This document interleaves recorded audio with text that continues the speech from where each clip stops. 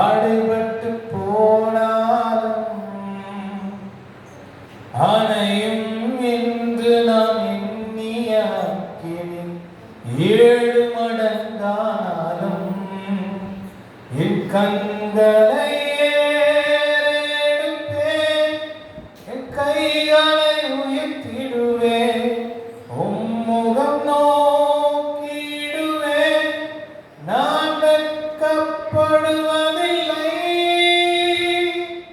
கண்களை ஏறெடுப்பேன், கைகளை உயர்த்திடுவேன், உம்முகம் நோக்கிடுவேன், வெட்கப்படுவதில்லை.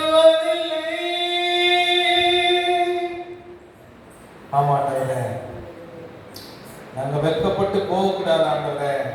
நாங்க பரீட்சை எழுத போறோம்ப்பா. ஒவ்வொரு பிள்ளைகளையும் உடைய கரத்துல கொடுக்குறோம்ப்பா. ஆண்டவரே, இந்த பிள்ளைகளை